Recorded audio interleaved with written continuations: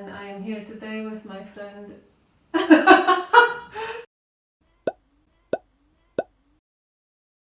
Hello, welcome again to our Nomadic Odyssey.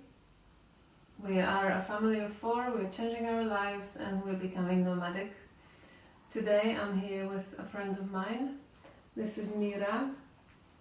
And Mira is here to record a conversation that we've had not long ago. We realized that she has very similar questions to a lot of people. But first, Mira, hello. Hello. Can you remind me how we met? Oh, we met, it was 3 months ago, and we are neighbors. To start with, I would like to ask you, why are you doing this, and where are you going to go? I can answer the second question very easily. I don't know. You don't know where you're going? We don't know where we're going. Okay, why? Because I wanted to go to Asia, and now Asia is closed because of coronavirus, so we cannot go to Asia. And now we're looking for alternative to Asia, and we have a few options. Mm-hmm. Like? Like, I think they change every day. Because of COVID. Partially because of COVID and partially because of the countries that I am looking up and finding interesting. So I was thinking initially Croatia, the Balkan countries, Bulgaria, Okay. Albania, Georgia. Okay, and where are you going to live? Poland, where are you going to travel all the time? Where? Why? Okay. Why would you like to do this? Why would I like to travel? That is a big question. Mm-hmm. Part of why we want to travel is to question this kind of societal imprint. But part of it is curiosity. I would like to get to know the world and different cultures. And I want my children to get to know the world and different cultures. Okay, you left UK about 1 year ago. Roughly, yes. And what's the difference between living UK and living Poland right now? When we left the UK, Mm-hmm. we brought a lot of stuff with us. Mm-hmm. Like duvets, plants, Mm-hmm. all the kitchen equipment. So for the first major difference is we are getting rid of nearly everything and we're just going to go traveling with essentials. But I'm asking you about emotions. Emotionally, I think when I was coming to Poland it felt safer because I am from here. Poznań is my home city. So I am going into something that is familiar to me. Mm-hmm. And I know I have friends here, I have friends from Acro community, I have friends from when I was growing up here, and I have family. So it felt to me a bit safer. Now just traveling to the world feels a little bit more scary because I don't know the places, I don't know what people are going to be there like, and it feels maybe a bit more... Okay. You said that Poland was familiar for you, but not for your family. No. So do you know what they feel?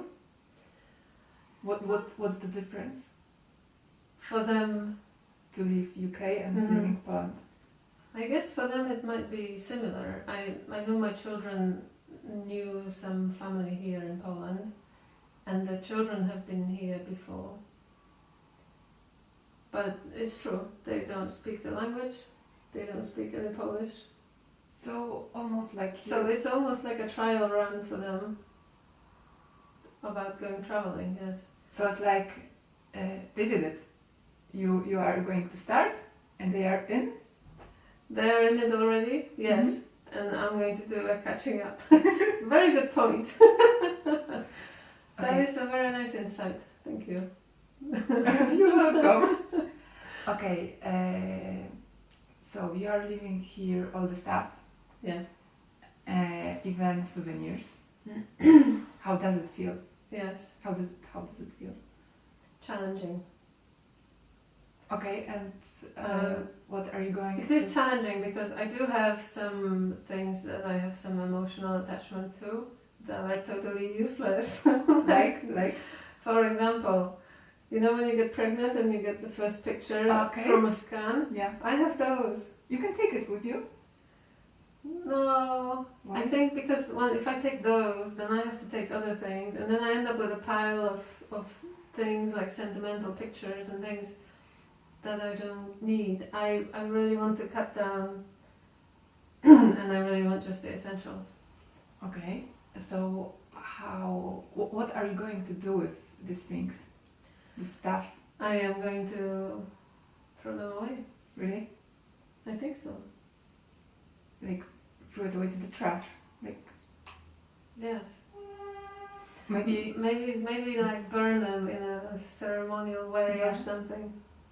Okay, I ask you about living things. What about living people? Leaving people. Yeah. I do not want to see it as I'm leaving people. Mm-hmm. Because I'm excited about meeting new people. But I know that the people I made a connection with, I can keep in touch with. Okay, by internet, for example? Yeah. Okay. I think it's easier now. Like, I remember in the old days, there was just a telephone. And it was quite expensive to call international phone calls. But right now you can just call someone on Okay, is it various possible? applications.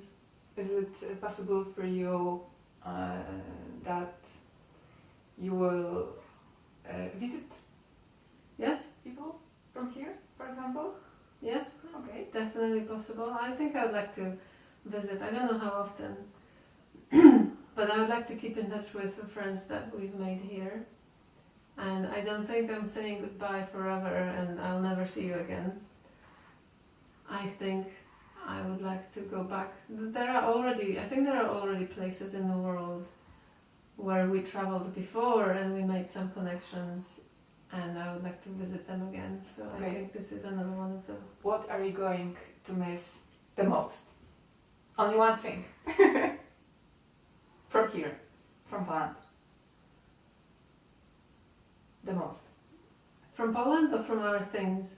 You mean from outside of the From, house? or from here. I mean from this part of your life.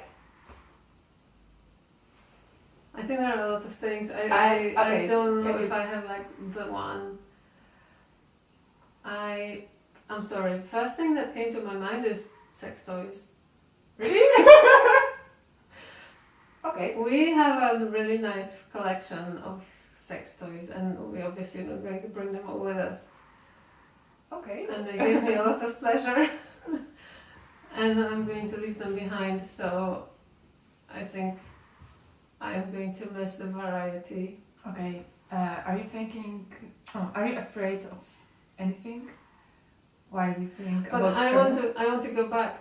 I think the other things I'm going to miss is just the location. What I really like about living here is that we just go there that way. We cross the train tracks and we're in the forest. And it's nice. It's like a really nice feeling when you go there. It's just the smell, Mm-hmm. the pine needles and mushrooms. I miss the smell, I think. I miss that it's not very windy here. I miss the weather, I miss the location, I miss going to the duck pond. Mm-hmm. I have such nice memories. It's such a just idyllic and really relaxing Mm-hmm. spot. You could just sit on the bench and watch the ducks. National Geographic Life. Yeah. Okay. And Yeah. do you have any worries about traveling all the time? I am actively working on trying not to come up with Mhm. worst case scenarios. Mm-hmm. I know Okay. What's the most worst scenario? that I think we get robbed and beaten up, and yeah, we are left somewhere without any help, without any money. Okay, but this could happen everywhere, I even know, in the UK. I know. So I'm trying not to think those things. Mm-hmm. I think there are other thoughts. What if we contract some disease like, I don't know, malaria or something like that? Okay. Mm. Yeah. I think probably that what I would worry most about is health problems. Okay.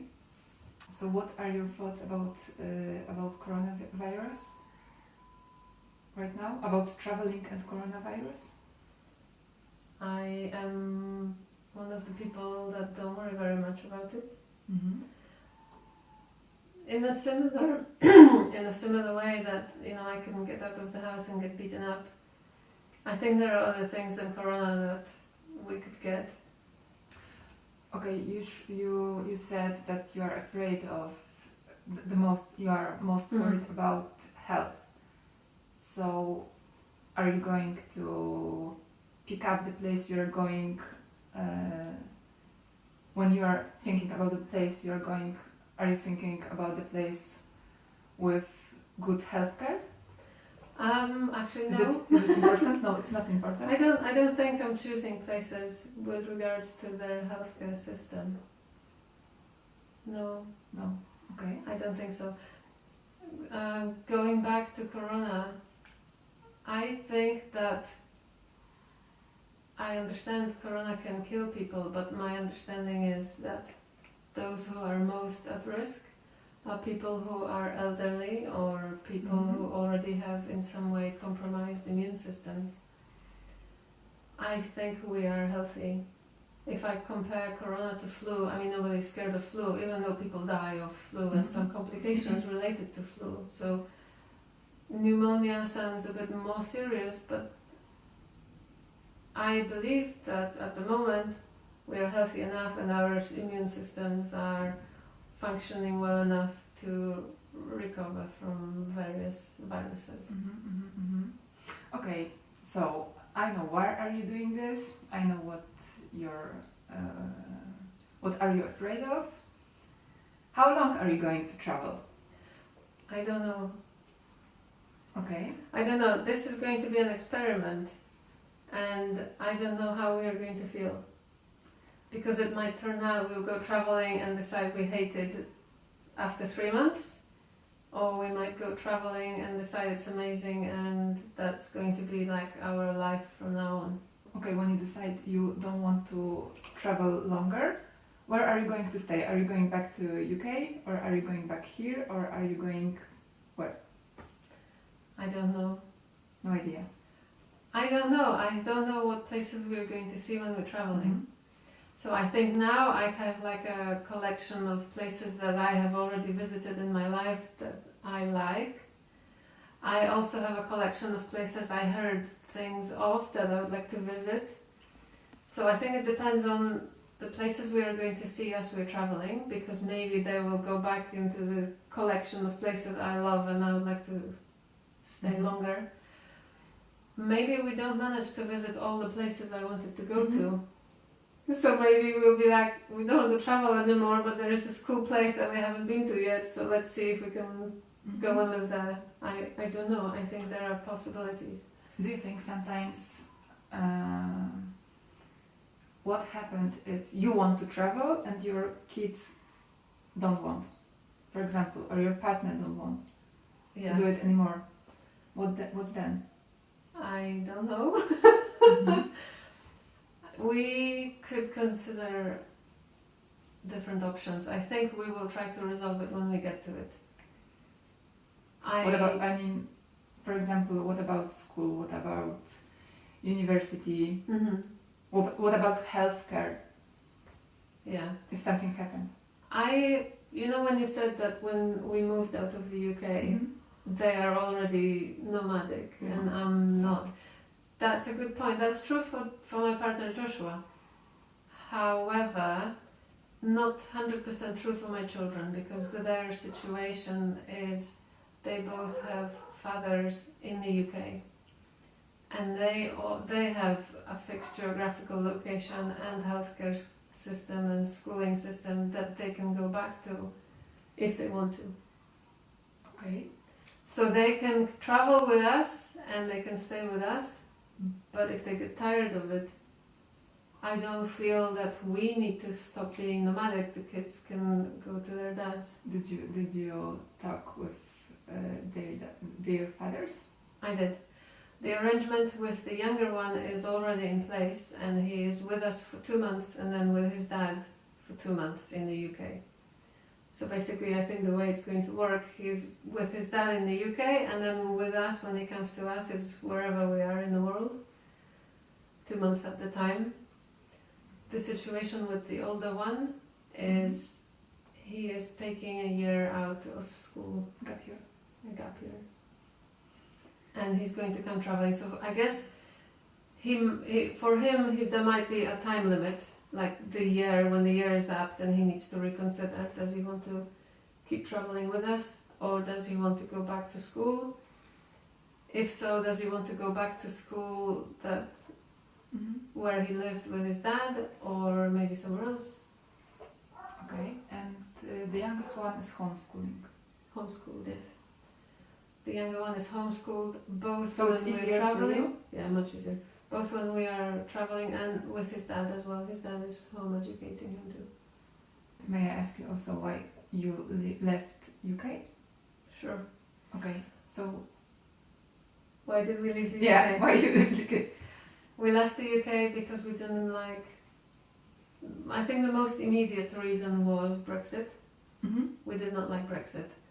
We also left because I lived in the UK for many years, but I'm not from there. I never felt like that was my place, and I never wanted to live there forever. We also left for health reasons. Every single house in the UK has mold in it, and I have asthma, my partner has asthma, and it was getting worse and worse living in the house with mold, with asthma. And we were noticing that every time we went away on holiday, all the asthma was gone, and then as soon as we get back to the UK, it comes back. So it became obvious that it's something related to the environment, or the climate. Okay, so you left UK, and why are you leaving Poland? Why want you to leave? Why do I want to leave Poland? I don't feel at home here anymore either. Okay, you and your family? And my family, my parents... I mean your family, your children, your partner? I don't think they have much attachment with Poland. They don't speak Polish. They made some connections with maybe some children, but I don't see that they have a lot of connection or attachment to this particular place. There are things they like about them, but those are things that are not unique to Poland, that we can find them in other places, you know? Like duck ponds. Duck ponds? Ponds with ducks in it. Okay. But I think part of the process for me, why I am leaving Poland, was because I've had an entire process related to my family of origin and my parents. I always felt that I need to improve the relationship with my parents, and the harder I tried to improve it, the more difficult it got to make it any better. And then I think over the last few months I found a really good therapist, and with her help I think I began to see that it's impossible for me to improve the relationship with my parents, because we are so very different. We operate in such different ways that I have been trying to get myself enlightened and educated and really good at communicating so I can go back and communicate with them. And now I'm really aware of that I cannot communicate with them the way I want to. And if I wanted to talk to them on their level, I would have to unlearn all these things. And I don't want to do that. It's difficult. It's difficult, but to add to that, I remembered, and I think I remembered since we moved to Poland, some memories from my childhood that were upsetting. And in time I realized that basically what was happening is I was sexually molested by my dad. I was 11 or 12 at the time. And when I was 13 I moved in with my grandmother. So there was clearly me getting away from my parental home. I confronted my dad about it. I asked him about it. He basically denied everything. He can't remember. I think he can remember, but he denied I everything. know. I understand. I think he knew what I was talking about. And your mom? My mom, She knows? she knows. You see, what happened also is I have a younger sister. And I thought I was the only one being molested. And then I spoke to my sister and she told me such stories that I was shocked. Like, she is still living with my parents. So basically, she's been molested through her life. The last episode that she remembers was like 1.5 years ago. So that was shocking to me. And then I spoke to my parents about it and they both denied it at the same time, like it never happened. And that was a sign to me that there is no way that we can talk, because things that are important to me are denied by them. And it was a shock to the system, and it was a very sad outcome, but at the same time I got answers to a lot of questions. It was a big resolution for me, and now I feel more free. I feel like I don't want to change myself to fit in with them. And I am very proud of myself that I understood what happened to me. You know, when you're 11, you don't know that you're being molested. And it took me 30 years to arrive at this conclusion. And then I go back and I talk to my dad and I can see where he is totally denying everything. It's quite obvious that there is nothing there for me. There is no plane of communication we can meet at. It's very sad. Because the only option is I decide that I was lying or making it up, deny my truth, and then step back into the old patterns of how they operate. That's sad. Yeah. I'm sorry. Thanks. It sucks. I cried a lot. That's why you want to throw away souvenirs? Actually, no. I don't have any souvenirs from my family home. Because first I moved in with my grandma and then I moved into the UK. And I felt I didn't want to bring anything with me from that house. Okay. So the souvenirs, the memorabilia, the things that I'm attached to are from my early years in the UK. Okay, I understand. That's the only reason you want to leave Poland? No, I don't think that's the only reason. I feel a sense of freedom now. Because for many years my objective was to go back to Poland and to make this relationship with my parents beautiful. And now I don't need to do that. It's not an option. So you're free. So I'm free. And it was an amazing feeling. I have to tell you that it was really heartbreaking, really sad, and at the same time it was so freeing. I was like, well, okay, I am banging my head against the wall, nothing is going to change. I cannot do anything else here. So I don't need to be here, I can go. It feels really freeing and liberating, and so I feel a lot lighter. Is it part of therapy? Yeah. Okay. I think seriously, I've had therapy in the UK, and it kind of worked, but it never hit the nail on its head. And then when I came here, I wonder, maybe the therapist, she's Polish, maybe she knows some kind of Polish, I don't know, realities of life, and it was really good for me. It was really good for me. Like, her motto is, okay, so you know what it's like, you know what you're like, you know what they're like, what's you going to do with it? Are you going to continue your therapy? With this person, I mean, with this person. I feel that at the moment I am coping well on my own, so I am not making any more appointments. But she told me that she can do Skype or Zoom sessions, and I've got her number. Okay. I think she's been very helpful. If you want her number, I could No, thank you. Thank you. Last time we talked, you told me that you want to leave Poland also because of our political situation. That's true.